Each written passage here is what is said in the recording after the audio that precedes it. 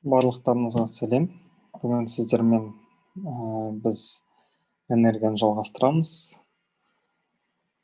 Және бүгінгі өтетін тақырыптарымыз Гук заңы, серіппенің потенциалдық энергиясы және қуат. Серіппенің күнделікті өмірде қай жерлерде қолданатынымызды алдымен сіздерге айтып жіберейін. Жаңағындай көлікті айдаған кезде біздің барлығымызға мынандай бір комфортно болу үшін осы амортизатордың өте үлкен пайдасы бар да. Соның жаңағы амортизаторда біз серіппені қолданамыз. Келесі қаламсаптың ішінде де жаңағы серіппе болады. Үшінші суретте көріп тұрғаныңыздай кез келген бір салмақты өлшеу үшін жаңағы динамометрдің ішінде де серіппе болады екен. Ал енді Гук заңына келетін болсақ, мына суретте көріп тұрғаныңыздай бізде алғашында серіппенің мүлдем созылып тұрған жоқ, қашықтығы 0. Одан кейін оған бір F деген күштің әсерінен ол X деген қашықтыққа созылады. Ал егер біз жаңағы F деген күштен 2 есе оған артық күш жұмсайтын болсақ, оның созылуы 2 есеге артады, яғни 2x деген қашықтыққа созылады. Мына жерге қарайтын болсаңыз, F бөлінген x тең жаңағы 2F бөлінген 2x тең 3F бөлінген 3x, яғни осылай жалғаса береді. Неғұрлым көп күш салсақ, соғұрлым жаңағы деформациясы көбірек болады. Және ол бізде бір константаға тең болады. Бұл константа мына жерде көрсетіліп тұр, К деп белгілейміз оны. Ол серіппенің қатаңдығы. Серіппенің қатаңдығын табу үшін серіппеге әсер еткен күшті серіппенің деформацияланған жаңағы қашықтығына бөлсек, сол серіппенің қатаңдығын бізге береді екен. Және серіппенің қатаңдығының өлшем бірлігі ньютон бөлінген метр. Ньютон деген ол біз білеміз күштің өлшем бірлігі метр, ол жаңағы қашықтықтың өлшем бірлігі. Енді бір осы Гук заңына байланысты бір-екі есеп шығарып көрейік.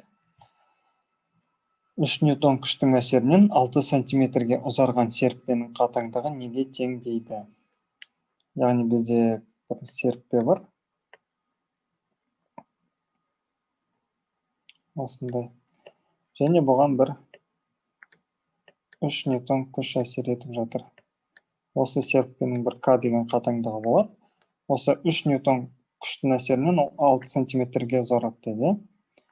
Яғни бағана формуланы қолдану арқылы К тең F бөлінген X. Осы формула қолдану арқылы біз серіппенің қатаңдығын тапсақ болады.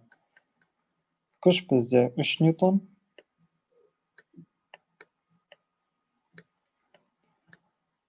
Ал X бізде 6 сантиметр. 6 сантиметрді біз метрге айналдырсақ, ол бізде неге тең болады? 0,106 метр.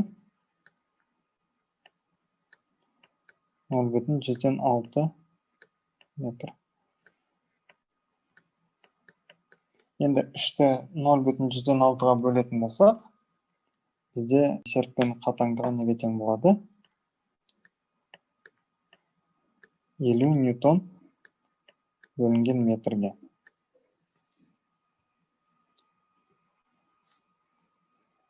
Яғни серіппенің қатаңдығы 50 ньютон метр екен. Келесі есепті қарайтын болсақ, бізде алғашында ешқандай күш әсер етпеген жағдайда серіппенің ұзындығы 30 сантиметрге тең. Егер оған 10 ньютон күш әсер ететін болса, F1 деген, оның жаңағы серіппенің ұзындығы 40 сантиметрге тең болады. Яғни оның ұзаруы неше сантиметр? X1 деп алайық, 10 сантиметрге тең. Ұзаруы 10 сантиметрге тең. Енді жаңағы серіппенің ұзындығын 50 сантиметр қылу үшін бізге қандай күш керек деп сұрап жатыр екен. Осы F2-ні табу керек. F2-ні табу үшін бізге осы серіппенің қатаңдығын білу керек. Қатаңдығын қалай тапсақ болады? Ол жаңағы бірінші жағдайды қарастырамыз. К тең болады жаңағы F1 бөлінген X1. F1 деген бізде білеміз 10 ньютон бөлінген X1 10 сантиметр. 10 сантиметрді метрге айналдырсақ, 0,1 метрді береді екен. 0,1 метр. Осы жерден 10-ды 0,1-ге бөлсек, серіппенің қатаңдығы 100 ньютон метр екен. Енді осы серіппенің қатаңдығын қолдану арқылы біз F2-ні тапсақ болады. F2 бізге неге тең болады? К X2-ге. Ал X2 дегеніміз бізде неге тең болады? Ол жаңағы 30 сантиметрден 50 сантиметрге ұзарды. Яғни осы екеуінің айырмасы бізге X2-ні береді екен. Ол деген 20 сантиметр немесе 0,2 метр. Яғни К бізде 100 ньютон метр көбейтілген 0,2 метр. Осы жерден бізде күш 20 ньютонға тең болады екен. Яғни байқап отырсаңыздар, мына жерде бізде күшіміз 2 есе көп болу керек. Себебі серіппен созылуы басында 10 сантиметр, екінші ретінде бізде 20 сантиметрге, яғни 2 есе созылуы үлкен болғандықтан күш те 2 есе артық болу керек.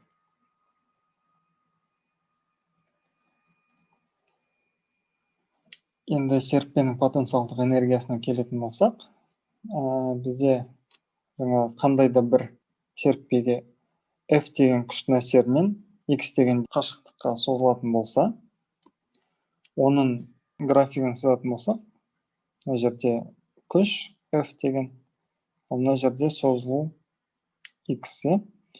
Енді қараңыз, X деген қашықтыққа созылатын болса, жаңағы біз білеміз, оған әсер ететін күш К көбейтілген X-қа тең болады. К деген ол серіппенің қатаңдығы.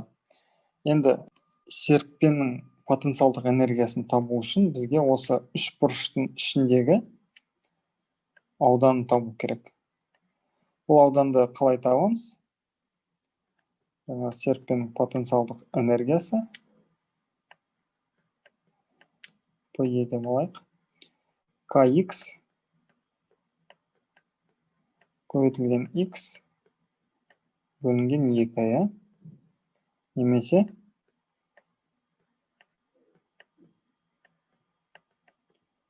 бір бөлінген 2 көбейтілген Kx квадрат деп алсақ болады. Яғни осы серіппенің потенциалдық энергиясы Kx квадрат бөлінген 2-ге тең болады екен. Енді осыған байланысты бірнеше есеп шығарып жіберейік.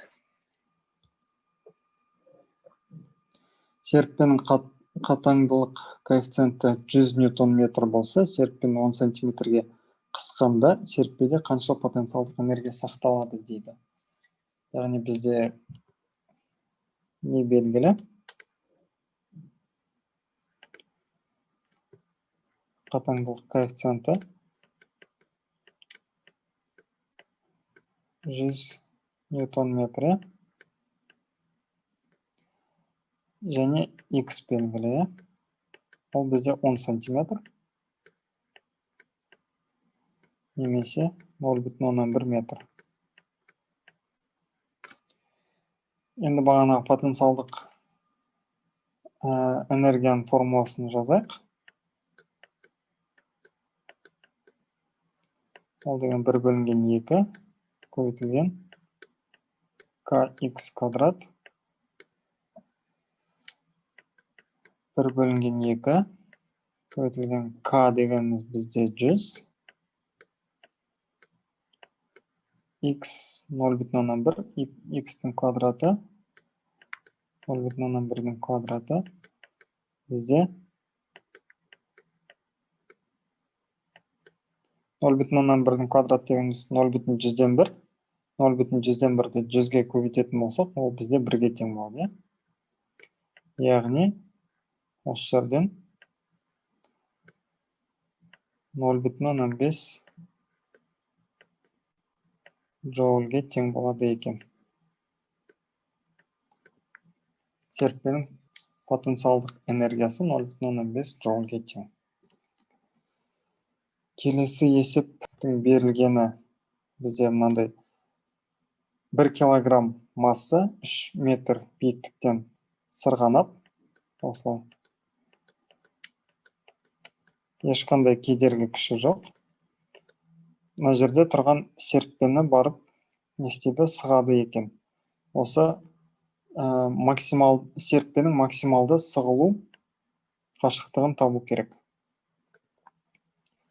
Оны қалай тапсақ болады? Оны табу үшін бізге энергияның сақталу заңына жүгіну керек. Яғни бастапқыда бізде қандай энергия бар? Потенциалдық энергия бар, энергия алғашқы, энергия соңғы. Мынау бізде энергияның сақталу заңы, яғни бүкіл алғашқы энергиялардың қосындысы бізде бүкіл соңғы энергиялардың қосындысына тең болады. Алғашында бізде қандай энергия бар?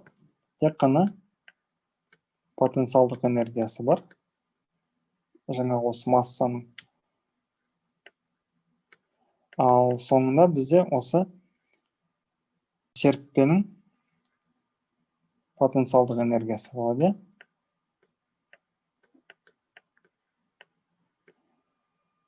Яғни, осы массаның потенциалдық энергиясының формуласы неге тең? mg көбейтілген h.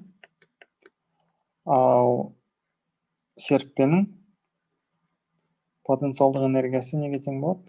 kx квадрат бөлінген 2 деп алайық. Осы жерден бізге масса белгілі 1 килограмм. Гравитация 9,8. Биіктігі 3. Қатаңдығы бізге негізгі есепте берілгені бойынша 100 ньютон метр. Және осы x-ті табу керек. Мына жерде 9,8-ді 3-ке көбейтетін болсақ, бізде 29,4 тең болады 50x квадратқа. Осы жерден x квадрат неге тең болады? 29,4-ті 50-ге бөлетін болсақ, ол бізде 0,588. Және осыны түбірастыға алатын болсақ, x бізде 0,177 метрге тең болады екен. Бұлардың барлығын мен калькуляторда қолдану арқылы шығардым, себебі сандық мәндер өте қиын. Келесі тақырып бізде қуат. Википедияға жүгінетін болса, қуат дегеніміз ол уақыт бірлігі ішінде істелінетін жұмыстың сол уақытқа қатынасымен өлшенетін физикалық шама. Яғни, ол нені білдіреді? Бізде осы қуат, n деп жазсақ болады. Жаңа біз атқарған жұмысты уақытқа бөлсек, осы қуатты табуға болады екен. Және осы қуаттың өлшем бірлігі ватт.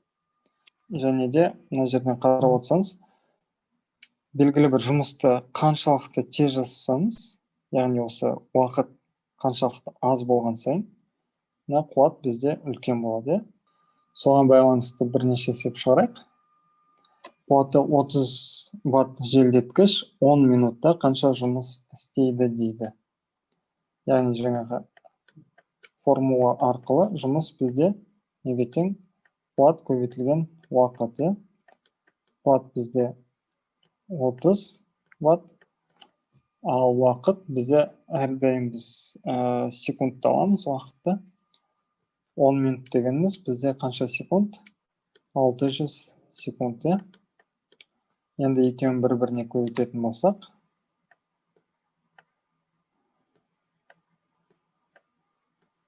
18.000 джоульге тең болады екен. Немесе 18 килоджоуль.